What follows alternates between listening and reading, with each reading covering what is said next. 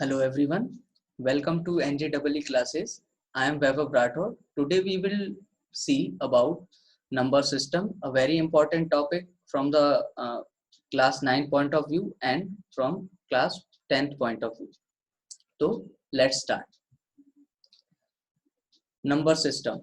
Why we need number system? हमें number system की जरूरत क्यों पड़ी और हम क्यों पढ़ते हैं इसको और ये शुरू कहाँ से हुआ? ठीक है? In earlier days, people used to exchange their things for other things.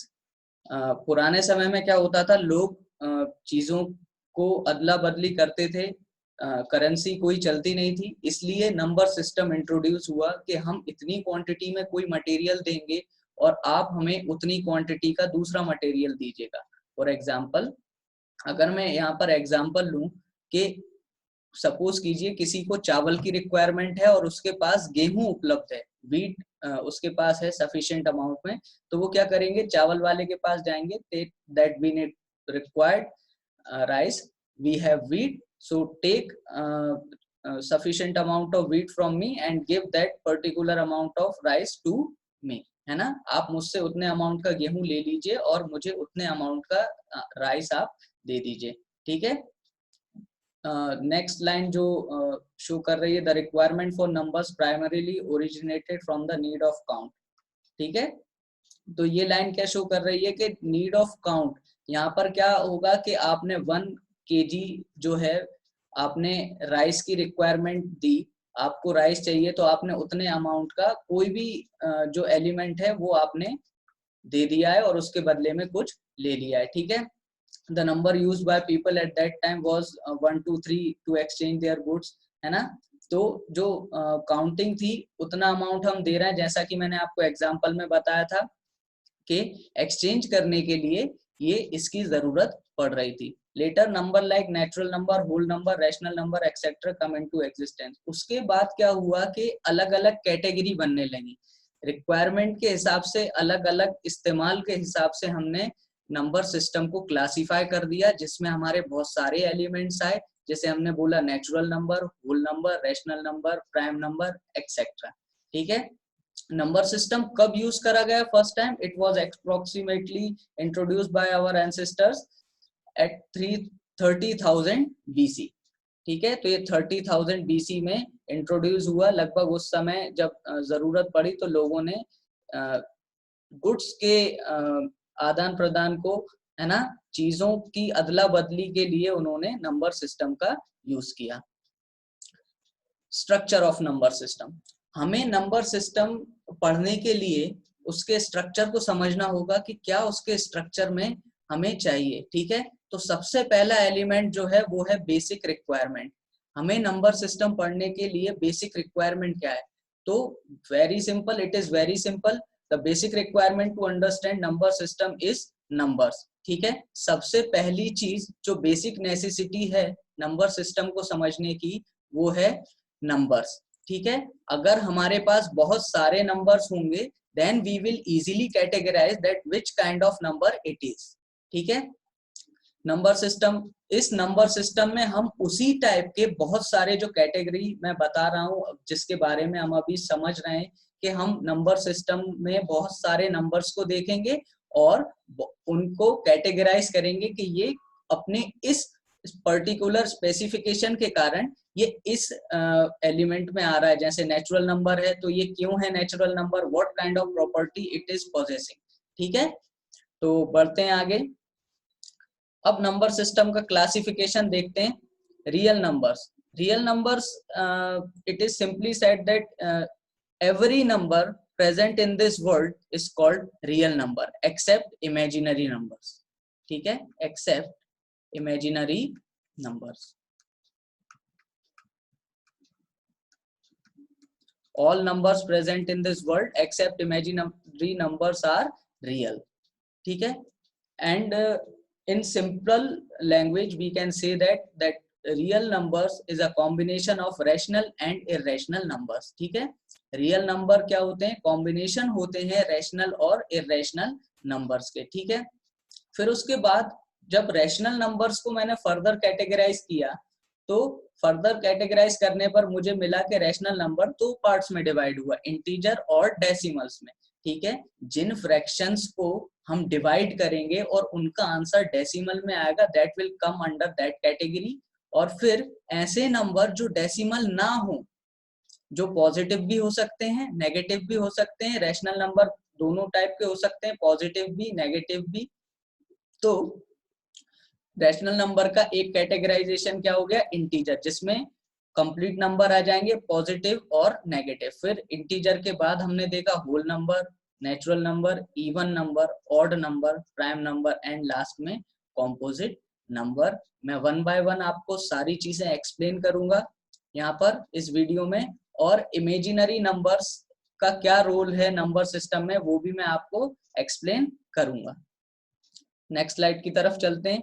Real numbers. Real numbers मैंने जैसा कि आपको अभी बताया था कि हर नंबर जो कि इस वर्ल्ड में प्रेजेंट है except imaginary numbers are called real numbers. हम कोई भी एग्जांपल ले सकते हैं, इसका एग्जांपल देखते हैं। कोई भी एग्जांपल हो सकता है इसका, 2/3 रियल नंबर है। ठीक है, √3 इज अ रियल नंबर, ये एक इरेशनल नंबर है। ठीक है, कोई भी एग्जांपल लिख सकते हैं आप, 10/2 4। ठीक है, अब बात आती है इमेजिनरी नंबर्स की। इमेजिनरी नंबर्स, तो मैंने अभी आपको बताया कि all root values are irrational values. अगर रूट वैल्यूज होंगी तो वो सारी इरेशनल होंगी एक्सेप्ट परफेक्ट स्क्वायर। अगर कोई रूट वैल्यू नेगेटिव हो जाए, सपोज करिए -2 आ जाए, then we are not able to explain this as these numbers, है ना। जैसे हम इन नॉर्मल नंबर्स को रूट में एक्सप्लेन कर पा रहे थे, हम इस नंबर को एक्सप्लेन नहीं कर सकते, और नेगेटिव वैल्यू जो रूट वाली होंगी that will come under imaginary numbers. ठीक है, इसको आयोटा से भी रिप्रेजेंट करते हैं। Value of i square is -1, but that is for later. हम इसको हायर क्लासेस में क्लास 11th क्लास 12th में पढ़ते हैं। ठीक है, तो इमेजिनरी नंबर्स को समझा आपने अभी। इसके बाद हम देखते हैं रियल नंबर क्या है। अगर मैं स्टैंडर्ड डेफिनेशन की बात करूं तो real number are the combination of rational and irrational numbers. अगर मैं रैशनल और इरेशनल नंबर्स को कंबाइन कर दूं then we can called it real numbers. ठीक है, we can denote real numbers by capital R. Next slide की तरफ बढ़ते हैं। Rational numbers, what are rational numbers? The numbers which can be represented in the form of p/q, where p and q are integers. Integers में देखिए positive number भी आ सकते हैं, negative numbers भी आ सकते हैं। ठीक है, तो इससे हमें एक चीज क्या समझ में आई कि rational number may be positive and negative.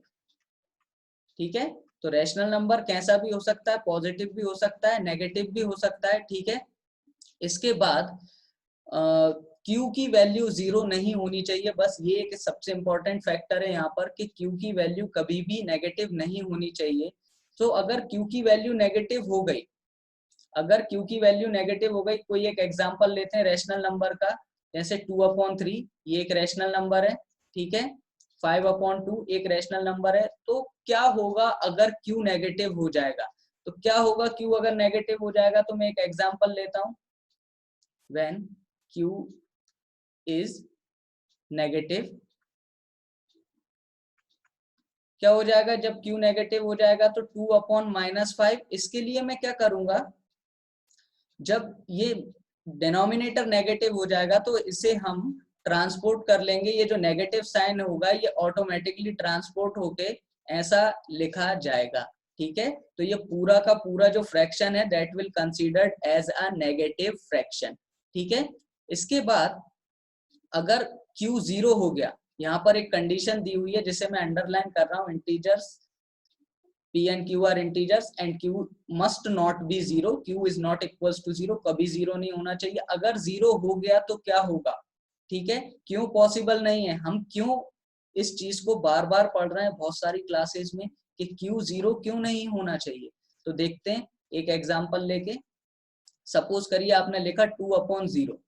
अब हमें इस 2 को 0 से डिवाइड करना है, तो 0 का टेबल पढ़ना स्टार्ट करते हैं। 0 1 ज़ा 0, 0 2 ज़ा 0, 0 3 ज़ा 0, और अल्टीमेटली हम इसे पढ़ते जाएंगे पढ़ते जाएंगे पढ़ते जाएंगे, इनफाइनाइट टाइम्स तक भी पढ़ लेंगे, तो भी वी कैन नॉट एक्सप्लेन कि ये कितने टाइम्स में डिवाइड होगा।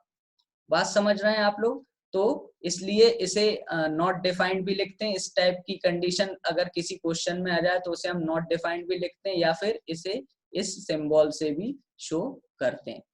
ठीक है, इसके बाद बढ़ते हैं नेक्स्ट स्लाइड पे। Irrational numbers.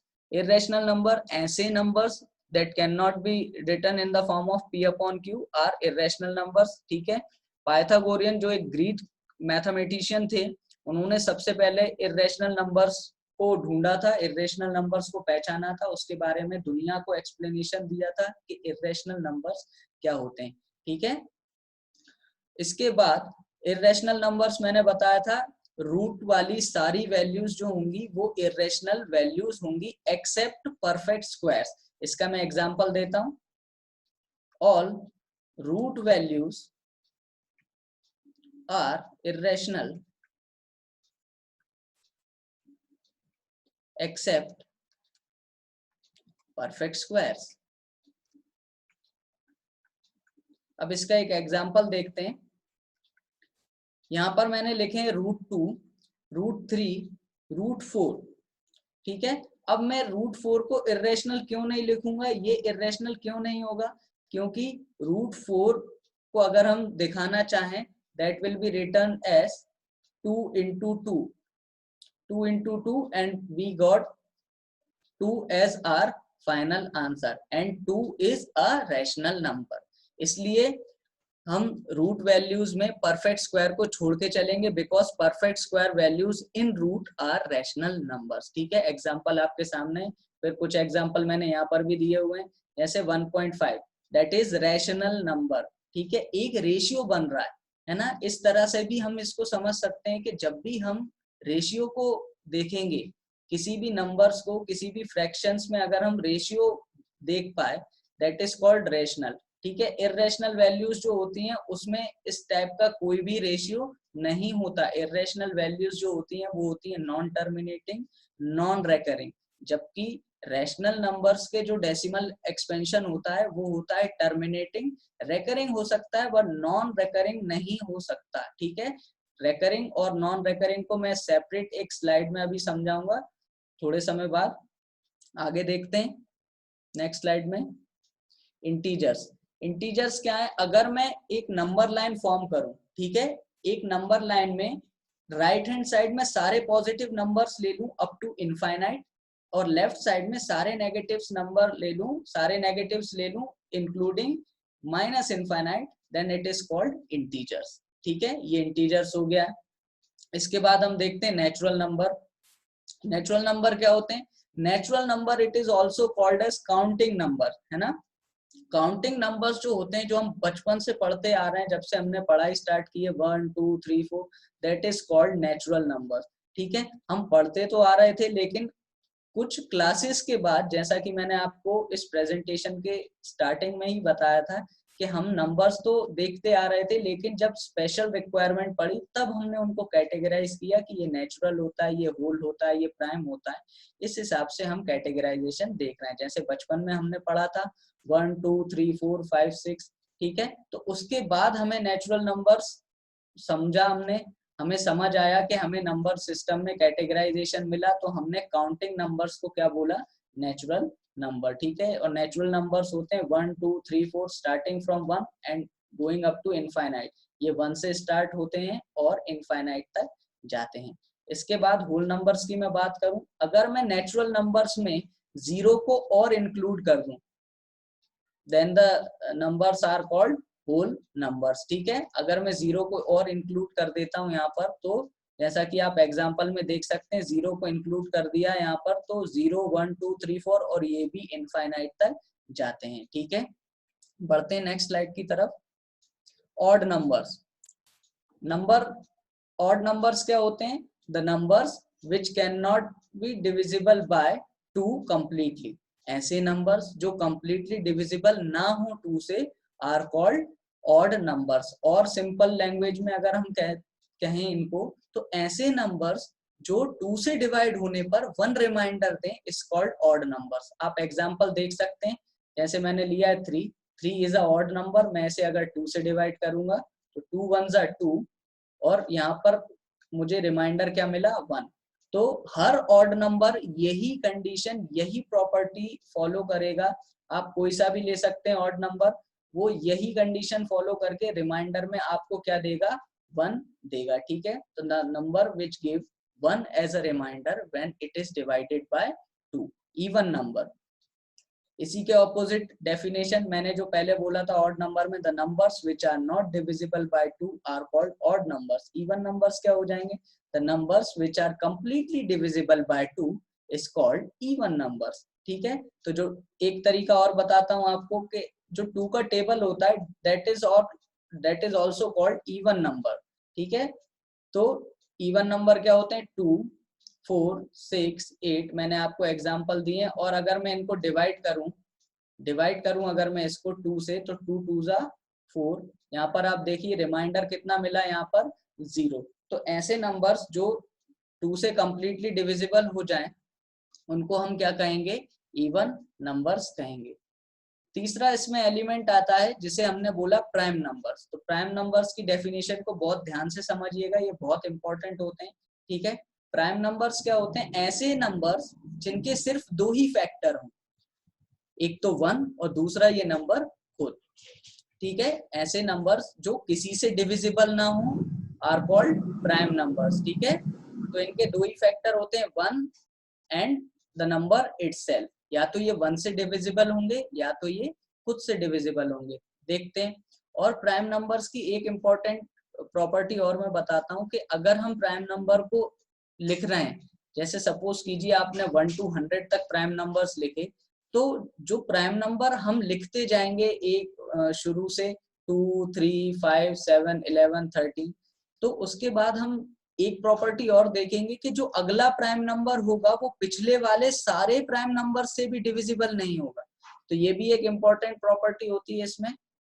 तो देखते हैं, 2 किसी से डिविजिबल नहीं है, या तो 2 से डिविजिबल होता है या 1 से डिविजिबल होता है।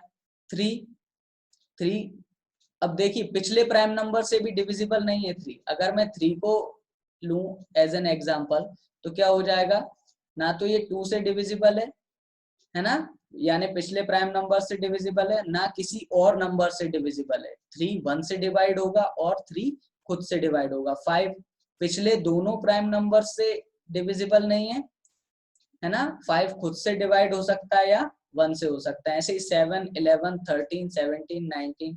ठीक है, एक आपको इम्पोर्टेंट चीज बताता हूँ यहाँ पर कि जनरली पूछ लिया जाता है कि 2 डिजिट स्मॉलेस्ट प्राइम नंबर। ठीक है, तो 2 डिजिट का स्मॉलेस्ट प्राइम नंबर क्या होगा, स्मॉलेस्ट प्राइम नंबर है ना। यहाँ पर आप देख सकते हैं एग्जाम्पल में 2 डिजिट का सबसे छोटा प्राइम नंबर होगा 11। ठीक है, तो यहाँ पर मैं 11 लिख देता हूँ। ठीक है, ऐसे ही 3 डिजिट का सबसे स्मॉलेस्ट प्राइम नंबर क्या होगा, 3 digits smallest prime number, that is called 101। ये 101 होता है ना। ऐसे क्वेश्चंस बहुत पूछे जाते हैं फिलअप्स में, या ट्रू फॉल्स में पूछ लेंगे क्या ये प्राइम नंबर है ना, तो हमें बताना पड़ेगा ट्रू या फॉल्स में। ठीक है, 3 डिजिट का अगर लार्जेस्ट पूछा जाए है ना, लार्जेस्ट पूछा जाए तो दैट इज 997। ठीक है, कंपोजिट नंबर। अभी आपने प्राइम नंबर की डेफिनेशन को देखा और समझा कि ऐसे नंबर जिनके सिर्फ 2 ही फैक्टर हों, या तो वो नंबर खुद या 1, that is called prime number. Composite number की डेफिनेशन भी यहीं से बनी कि ऐसे नंबर्स जिनके 2 से ज्यादा फैक्टर्स हों आर कॉल्ड कंपोजिट नंबर्स। ठीक है, तो ऐसे नंबर जिनके 2 से ज्यादा फैक्टर हैं, तो देखिएगा इस कैटेगरी के अंदर जितने भी नंबर आने वाले हैं सभी के 2 से ज्यादा फैक्टर हम देखेंगे। तो मैंने लिखा 4 can be divisible by 4, 2 and 1। 2 से ज्यादा फैक्टर हो गए 6 can be divisible by 3, 6, 2 and 1। 4 factor हो गए इसके। तो इस कैटेगरी में आप जितने भी नंबर्स को देखेंगे सारे 2 से ज्यादा फैक्टर्स को कैरी करेंगे। और एक सिंपल तरीका बता देता हूं, अगर हम एक टेबल फॉर्म करें और उसमें सारे नंबर्स को लिख लें, ठीक है, 2, 3, 4, 5, 6, 7, 8, 9, 10, अगर मैं सारे नंबर्स को लिख लूं और मैं क्या प्राइम नंबर्स को अगर एन सर्कल कर लूं, प्राइम नंबर्स को अगर एन सर्कल कर लूं इस टेबल में, तो मेरे बचे हुए बाकी के सारे नंबर्स क्या हो जाएंगे जिन पे मैं राइट का टिक लगा रहा हूं, that is called composite numbers. ठीक है, तो आगे देखते हैं। आगे हमारा नंबर सिस्टम का एक बहुत ही इंपॉर्टेंट टॉपिक है जिसे हम बोलते हैं इंडाइसेस। ठीक है, तो इंडाइसेस क्या होता है, सबसे पहले आपको ये समझाता हूँ। Index of a number defines as the number of times a number is used in multiplication to form a given number। Suppose कीजिए आपके पास एक नंबर आया 9, तो ये जो 9 है that can be written as 3 to the power 2। तो ये 2 is index, ये जो 2 है ना ये हो जाएगा इस प्रॉपर्टी में इंडेक्स, और ये 2 हमें डिफाइन करेगा, जिसको हमने स्मॉल साइज में लिखा हुआ है 3 के ऊपर, ये 2 हमें डिफाइन कर रहा है कि we have to multiply 3 2 times, तो दैट इज कॉल्ड इंडेक्स। और इस पूरी प्रॉपर्टी को अगर मैं कंबाइन कर लूं तो दैट कम्स अंडर इंडाइसेस। ठीक है, जैसे 20 के फैक्टर हो जाएंगे 10 इंटू 2, अगेन इसको फैक्टराइज कर दूं मैं 10 इंटू 2 को, तो ये क्या हो जाएगा 5 इंटू 2 इंटू 2, फर्दर मैं इसे क्या लिख सकता हूँ स्टैंडर्ड फॉर्म में 5 इंटू 2 टू दी पावर 2। ठीक है, तो ये जो 2 है ये इसका 2 का इंडेक्स है और 5 भी इसके साथ मल्टीप्लाई में, तो ये किसकी प्रॉपर्टी हो गई, इंडाइसिस की प्रॉपर्टी हो गई। 50 को हम कैसे लिख सकते हैं 10 इंटू 5, ठीक है, क्या हो जाएगा 10 को क्या लिख सकते हैं 2 इंटू 5 इंटू 5, ठीक है, 50 के फैक्टर्स हो गए तो क्या हो गया 2 इंटू 5 का स्क्वायर। ठीक है, यहाँ पर भी ये 2 किसका काम कर रहा है, इंडेक्स का काम कर रहा है। ठीक है, 125 को कैसे लिख सकते हैं 5 इंटू 5 इंटू 5, है ना, तो ये क्या हो जाएगा 5 की पावर 3। ठीक है, तो ये क्या हो जाएगा 125 को हम लिख सकते हैं 5 की पावर 3, और ये जो 3 है वो किसको एक्सप्लेन कर रहा है, इसके इंडेक्स को। ठीक है, बढ़ते हैं नेक्स्ट स्लाइड की तरफ और कुछ एप्लीकेशन देखते हैं, कुछ लॉ देखते हैं इंडाइसिस के, जिन पे बेस्ड क्वेश्चंस नंबर सिस्टम में काफी पूछे जाते हैं और बहुत ही इजी लॉ हैं। इनके लॉस को हम समझते हैं कुछ एग्जांपल्स के साथ, जैसे रूल नंबर 1।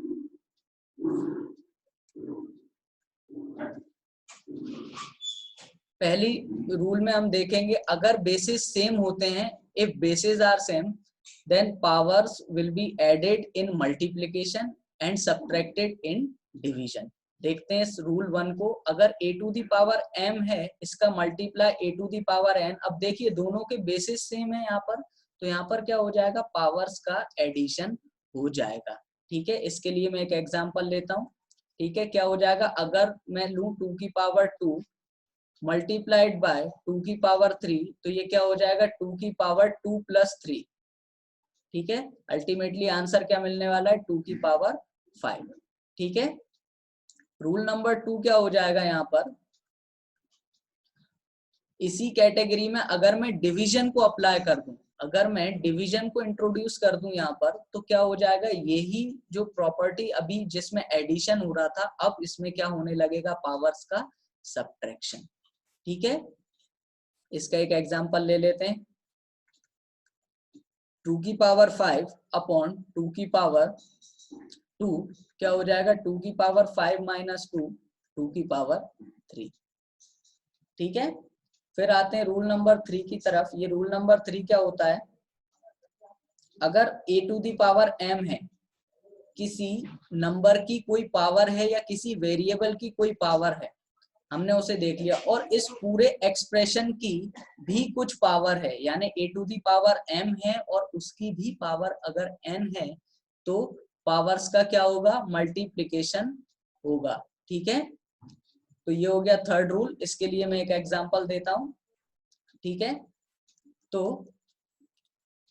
2 की पावर सपोज करिए 2 है और इसकी भी पावर 3 है, तो क्या हो जाएगा इस रूल के अकॉर्डिंग 2 की पावर 2 मल्टीप्लाइड बाय 3 पावर्स का मल्टीप्लिकेशन हो जाएगा और यहाँ पर क्या मिलेगा 2 to the power 6।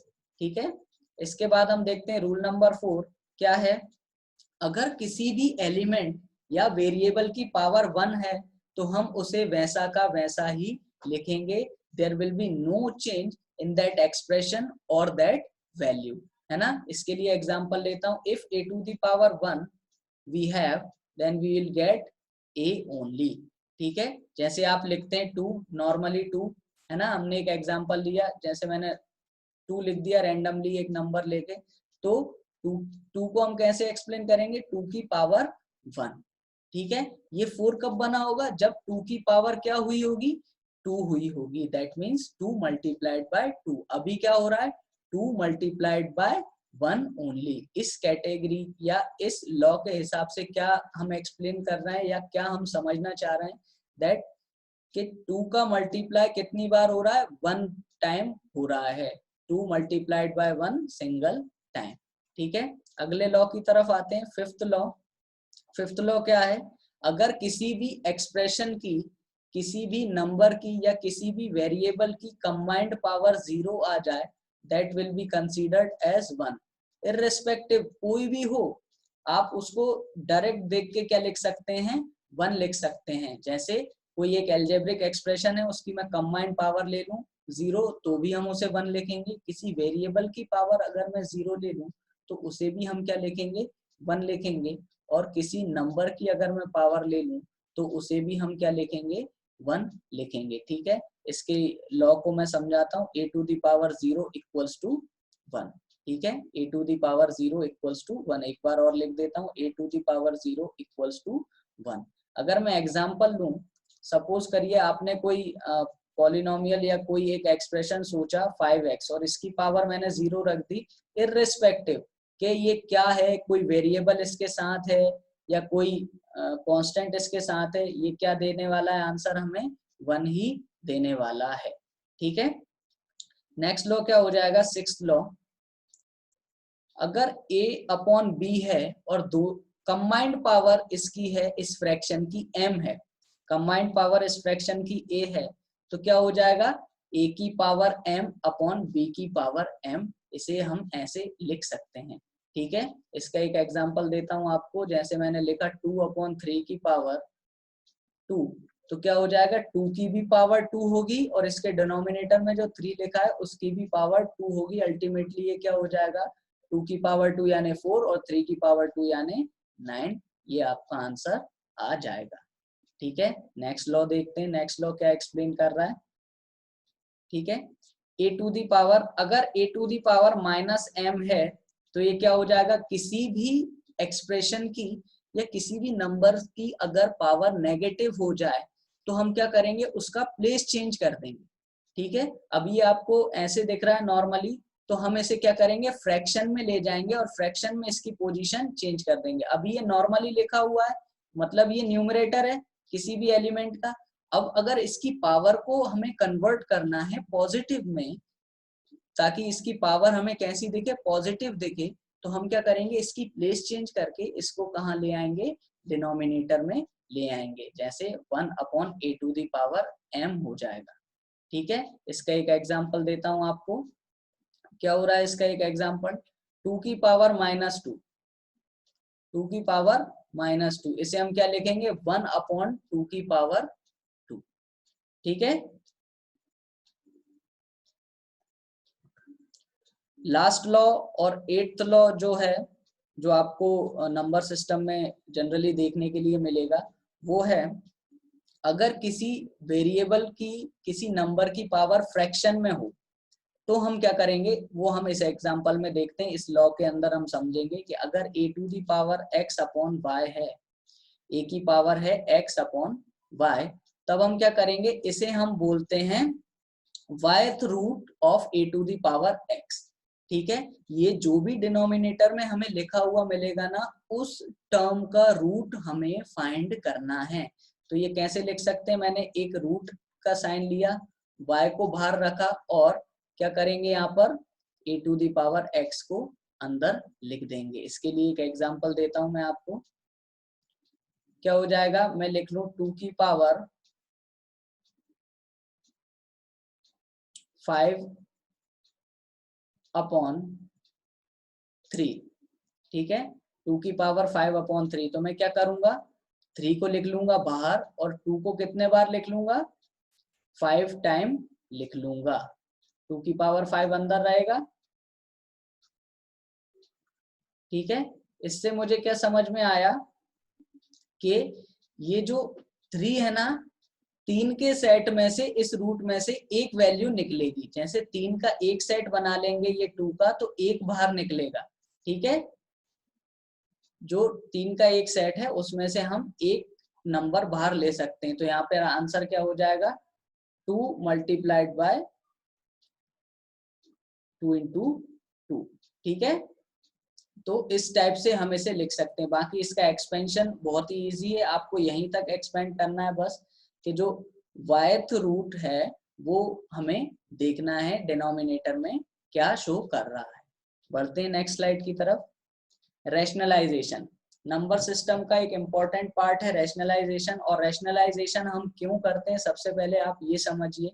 Rationalization is a process of elimination of radicals or imaginary numbers from the denominator of an algebraic expression, ठीक है। किसी भी algebraic expression में अगर हमें radicals का और imaginary numbers का elimination करना है denominator में से, तो हम क्या करेंगे, rationalization करेंगे, ठीक है। जैसे एक एग्जांपल देता हूं, मैंने लिखा 1/√7। 1/√7, तो ये क्या होगा, इमेजिनरी नंबर्स, या तो इमेजिनरी नंबर्स होना चाहिए, ठीक है। ये क्या होगा, ये होगा रूट वैल्यू। ये जो 7 है ये क्या है, रूट वैल्यू है, ठीक है। इमेजिनरी नंबर्स का केस मैं बता देता हूं आपको। इमेजिनरी का केस बता देता हूं, जैसे 1/√7 है, -√7 है, तो मैं यहाँ पर क्या करूंगा, -√7 से और -√7 से मल्टीप्लाई कर दूंगा, तो इसका रैशनलाइजेशन हो जाएगा। ये तो हो गया इमेजिनरी नंबर्स का केस, ठीक है। अब अगर मैं रूट वैल्यू का लूं, तो रूट वैल्यू में क्या हो जाएगा, 1/√7 मल्टीप्लाइड बाय जो हमारा डिनोमिनेटर होगा ना, हम उसी से मल्टीप्लाई और डिवाइड कर दें, तो हमारा रैशनलाइजेशन का प्रोसेस क्या होता है, कंप्लीट हो जाता है। तो यहाँ पर है 1/√7, it will be multiplied bye √7 and divided by √7। तो क्या हो जाएगा, 1 इंटू √7 √7 हो जाएगा, और √7 का √7 से मल्टीप्लीकेशन करेंगे तो क्या हो जाएगा, 7 बन जाएगा। देखिए हट गया है, यहाँ पर जो हमारा डिनोमिनेटर है उसमें से रिमूवल हो चुका है, किसका, इमेजिनरी नंबर्स का और रूट वैल्यूज का। बात समझ आई।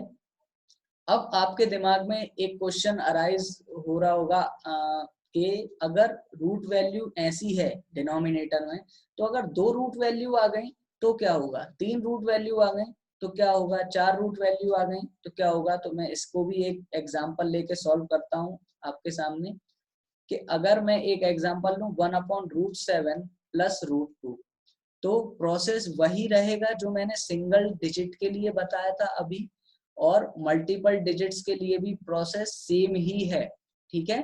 क्या होगा इसका सॉल्यूशन का प्रोसेस, कि हमें डिनोमिनेटर से मल्टीप्लाई करना था, जैसा मैंने पहले बताया था। तो मैंने 7 और √2 को लिख लिया, यहाँ पर भी मैंने डिवाइड कर दिया 7 और √2 को।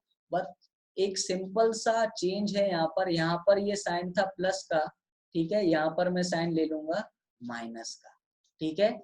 बस ये इतनी सी बात ध्यान रखनी है कि जब भी मोर देन 1 डिजिट आए तो हमें साइन ऑपोजिट लेना है, जो एक्चुअल क्वेश्चन में हमारे डिनोमिनेटर का था, ठीक है। अब कई बार क्वेश्चन ये भी अराइज होता है कि आपने मल्टीप्लाई कर दिया तो फिर आपने डिवाइड क्यों किया उसी नंबर से। तो देखिए जब भी क्वेश्चन आएगा और हमें रैशनलाइजेशन की रिक्वायरमेंट पड़ेगी, तब हम कुछ भी अपने मन से उस क्वेश्चन में ऐड, सब्ट्रैक्ट, मल्टीप्लाई और डिवाइड नहीं कर सकते। अगर हम कोई स्पेशल टेक्निक यूज कर रहे हैं, जैसे हम रैशनलाइजेशन में कर रहे हैं, अभी कि हमने मल्टीप्लाई कर दिया तो हमारा डिनोमिनेटर जो है वो नॉर्मल बन जाएगा, जिसकी हमें रिक्वायरमेंट थी। तो हम सिर्फ डिवाइड नहीं कर सकते, हम किस पॉइंट ऑफ व्यू से उन्हें एक्सप्लेन करेंगे या अपने आंसर्स में एक्सप्लेन करेंगे कि ये हमने कैसे किया। तो मैंने किसी नंबर से डिवाइड किया तो मैंने उसी नंबर से मल्टीप्लाई किया, ताकि कभी कैंसिलेशन हो इन टर्म्स का तो ये आपस में कैंसिल हो जाएं और हम वापस से वहीं पहुंच जाएं जहां से हमारा क्वेश्चन शुरू हुआ था। तो हम अपने तरफ से किसी भी क्वेश्चन में कोई भी एक्स्ट्रा एलिमेंट का एडिशन नहीं कर सकते, किसी भी एलिमेंट को एक्स्ट्रा हम इंट्रोड्यूस नहीं करा सकते किसी भी क्वेश्चन में। तो अभी देखिए इसका सॉल्यूशन क्या हो जाएगा, 1 से मल्टीप्लाई करेंगे तो ये वैसा का वैसा ही रहेगा, और यहाँ पर आइडेंटिटी लग जाएगी, एक एल्जेब्रिक आइडेंटिटी जो पहले भी देखी होगी आपने, a plus b multiplied by a minus b. ठीक है, तो क्या हो जाएगा, √7 का स्क्वायर माइनस √2 का स्क्वायर, क्या बन जाएगा ये, √7 माइनस √2 अपॉन क्या हो जाएगा 7 माइनस 2, 7 माइनस 2, तो क्या बचेगा, यहाँ पर लिख देता हूँ मैं इसको एरो बना के, क्या बचेगा यहाँ पे √7 माइनस √2 अपॉन 5। देखिए यहाँ पर 5 जो है वो कैसे नंबर को शो कर रहा है, एक नॉर्मल नंबर को शो कर रहा है। ठीक है, यानी हमारा इमेजिनरी नंबर्स या हमारा इरेशनल नंबर क्या हो चुका है, डिनोमिनेटर से हट चुका है। तो ये कंप्लीट प्रोसेस होता है रैशनलाइजेशन का। आगे बढ़ते हैं, representation of decimal number on number line. ठीक है, अगर मैं नंबर लाइन पे आपसे कहूं कि 2 को रिप्रेजेंट करिए, 3 को रिप्रेजेंट करिए, तो इसका स्टैंडर्ड एक प्रोसीजर क्या होता है कि हम कोई भी एक स्केल ले लेंगे, उससे हम 1 सेंटीमीटर के कट लगा देंगे, 0 1 2 3, और मैंने सपोज करिए आपसे बोला कि 2, तो आप ये बॉक्स बना देंगे 2 पे और ये नंबर लाइन पे रिप्रेजेंट हो चुका है। अब अगर डेसिमल वाला नंबर आ जाएगा या नॉन टर्मिनेटिंग कोई एक नंबर आ जाएगा तो उसे हम कैसे एक्सप्लेन करेंगे या उसे हम कैसे नंबर सिस्टम पे दिखाएंगे या नंबर लाइन पे दिखाएंगे। ठीक है, तो उसका रिप्रेजेंटेशन मैं आपको बताता हूँ। जैसे मैं कोई एग्जांपल ले लिया 4.26 बार, अब इसको मैं क्या लिख सकता हूँ 4.2626 और ऐसे ये चलता जाएगा कंटिन्यू ये नंबर। ठीक है, इसके बाद मैं क्या करूंगा, एक नंबर लाइन का फॉर्मेशन करूंगा।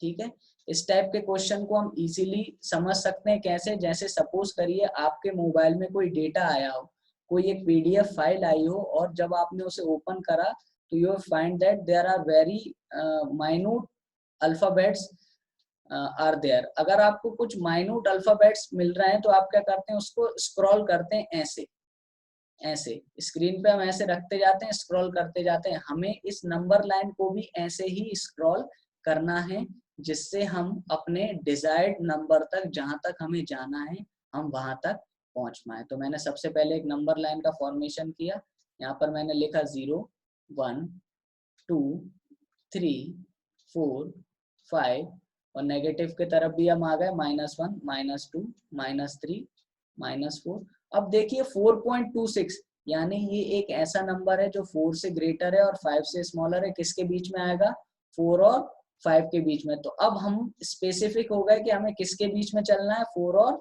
5 के बीच में चलना है। अब मैं एक और नंबर लाइन बनाता हूं यहाँ पर।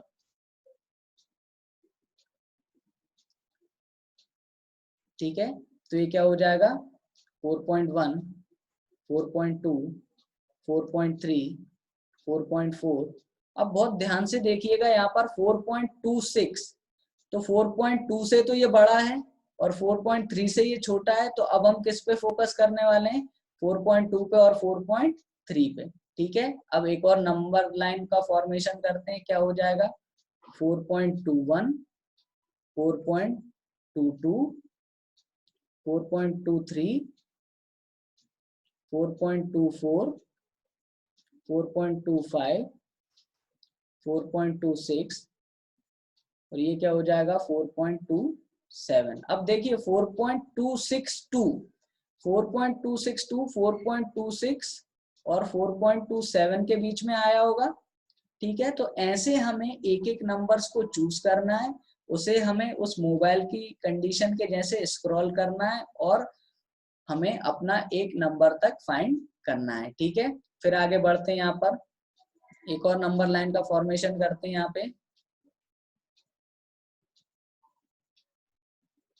ठीक है, क्या हो जाएगा 4.261, 4.262, 4.263, 4.264, 4.265, 4.266, 4.267। ठीक है, ऐसे हम ऐड करते जाएंगे, बढ़ते जाएंगे। तो देखिए यहाँ पर 4.262, यहाँ तक हम आ चुके हैं 4.262। ठीक है, तो ये क्या 4.2626 हमारा 4.262 और 4.263 के बीच में आया होगा। ठीक है, अब लास्ट में हमारा क्या आएगा, लास्ट वाली जो नंबर लाइन होगी उसमें हम देखेंगे कि हमें अपना एक्चुअल नंबर मिल जाएगा जो हमें चाहिए था। तो यहाँ क्या हो जाएगा 4.2621, 4.2622, 4.2623, 4.2624, 4.2625, 4.2626। ठीक है, तो ये हमें अपना एक नंबर जो हमें चाहिए था, ये ध्यान से देखिए आप इस नंबर को। हमने यहाँ पर भी 4.2626 लिखा था, यहाँ पर भी हमें एग्जैक्टली 4.2626 मिल चुका है। तो इस टाइप से आप किसी भी डेसिमल नंबर का आप रिप्रेजेंटेशन कर सकते हैं किस पे, नंबर लाइन पे।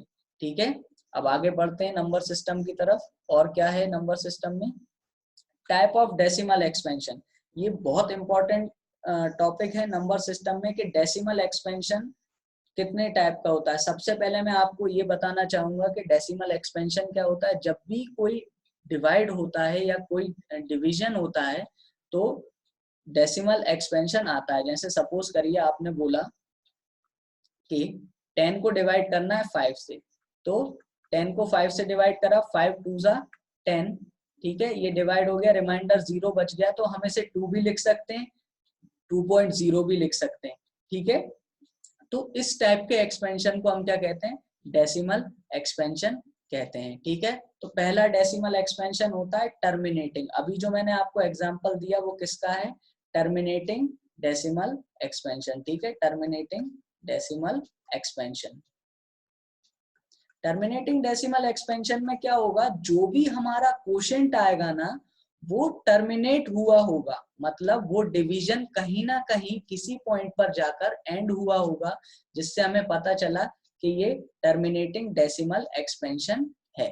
ठीक है, तो हम देखते हैं यहाँ पे एक एग्जांपल। जैसे मैं लूं 5/2, एक एग्जांपल लिया मैंने 5/2, तो ये क्या हो जाएगा 5 डिवाइडेड बाय 2, 2 2 जा 4, रिमाइंडर बचा 1, मैंने डेसिमल लगाया 0 हो गया, 2 5 जा 10, और ये 10 को सब्ट्रैक्ट करा तो ये 0 आ गया। देखिए मैंने आपको पहले भी कहा था टर्मिनेटिंग डेसिमल एक्सपेंशन में क्या होगा कि रिमाइंडर 0 आएगा, कहीं ना कहीं जाकर के ये डिवाइड एंड होगा, हो रहा है ये डिवाइड एंड, और हमारा क्वोशिएंट क्या आ गया 2.5। 2.5 के बाद किसी भी नंबर की एंट्री अब पॉसिबल नहीं है इस डिवीजन में, that's why this division expansion is known as terminating decimal expansion.